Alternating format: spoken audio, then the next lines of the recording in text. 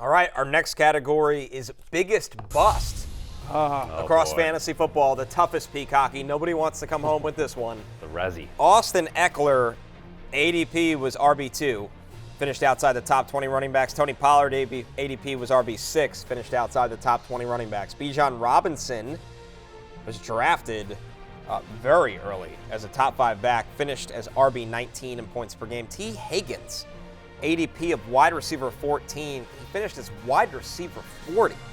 Travis Kelce, our final one, of course, the first tight end taken, a mid of first round pick. 6 other tight ends finished within 2 points per game of Kelce. Kelce had a nice year, but the argument for taking a tight end in the first round is that he's going to be so much better than every other tight end, and he just wasn't. Like, he was a very good fantasy tight end, but so was Sam Laporta, so was TJ Hawkinson, so was Mark Andrews while he was healthy, so was George Kittle for a lot of the year, so was Trey McBride when he took over. Like, that's the reason for Kelce being on the list as well. Higgins started slow, got hurt, that whole offense. It was just a tough year for the Bengals. You know, Bijan Robinson, the other thing about Bijan Robinson is that Bijan Robinson, not only did he not live up to the billing, but he absolutely killed you in the first round of the playoffs. You know, I have a team that was number 1, and I was in a 16-team league, and Bijan was my first-round pick, like at, pick 14 in the first round or whatever, and I lost in the first round of the playoffs despite being the number 1 seed because Bijan got less than a full point in that Week 15 game. Not to mention, by the way, don't you remember the game that Arthur Smith got fined for? Yes. The migraine game or whatever, where no one knew that he wasn't going to play, and so he got a 0 there. So just Bijan hurt you in a number of ways. Yep. And none of it's his fault. No, and he closed the season better than that middle stretch of the year, and I think he's clearly going to be a top 10 running back next year when he goes in drafts, and he should be, and you would expect it's only up for Bijan given the talent is undeniable. Some of these other guys, my choice here would be Tony Pollard, just given that I thought there was a chance that he could be the number 1 overall player in fantasy, and he doesn't get hurt, and he's on an elite offense where his quarterback has an MVP caliber season, and he finishes outside the top 20 for running backs on points per game. That's insane. I didn't think that was possible. Yeah, because you think about Ekeler, but Ekeler got hurt to start the season, and then the whole season just went down the tubes for the Chargers. Like, Herbert got hurt, Keenan Allen misses time, they lose Mike Williams in the middle of the season. Like, it was, and then they ultimately lose Herbert for the year. The whole thing was just a disaster. Obviously, Brandon Staley gets fired midway through the year as well. So the Chargers, it was a lost year for that whole team.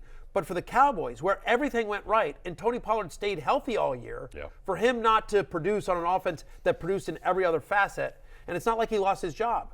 Tony Pollard got opportunities, just didn't do much with them. So I'm with you, Jay. That would be my choice. Let's see what the fans did here. As we take a look at the fan vote for biggest bust, Austin Ekeler leads the pack with 55%. Oh, come on. That's of the guys. Votes. Harsh crowd. Eckler's one of us. Eckler's a fantasy manager too. I don't agree with this. I don't agree with this as well. Ekeler wasn't up to his usual standards as well, but again, I think he was hurt and okay. The fans got it wrong. Let's see if the committee actually got it right. Thank you, Peacocky. Good job. There you go. I like the praying motion here. All right. The Peacocky for biggest bust goes to Tony Pollard. There we go. There you go. The committee got it right. Yes. The committee got it right. What's wrong with you fans? Won Florida State, but no. The committee got it right, ultimately. Jalen Milroe gets in? Yeah, 1,000%. Tony Pollard. Look, he had 71 red zone touches this year. 71, Jay. Yeah, that's He scored only 5 touchdowns on those touches. Under 80 rushing yards in every game this year except one. Single-digit fantasy points in every single round of the fantasy playoffs as well. Weeks 15 through 17, he averaged just 6.3 fantasy points per game. He is clearly the fantasy bust of the year. Tough scene watching him just get stuffed at the line over and over again. Yeah. And look, some of it was, I don't think the O-line was as good as a run-blocking unit this year, and also, but Pollard, he left plays on the table. Think about that pass over the middle he dropped against Detroit a couple of weeks ago that he could have taken 60 yards to the house.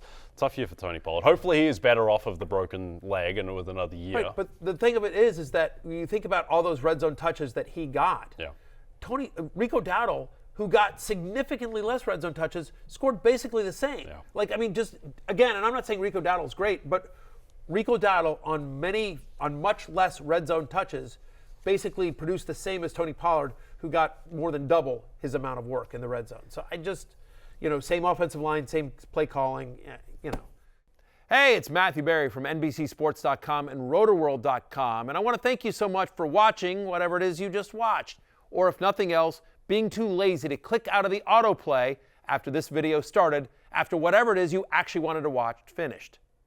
But now that you're here, I'd like to take a moment here to ask you respectfully now, okay? I'm asking you respectfully to subscribe to the NFL on NBC YouTube channel. You'll get the latest Roto-World fantasy news headlines, all sorts of great shows, including my own Fantasy Football Happy Hour. So go subscribe now. Again, I'm asking respectfully.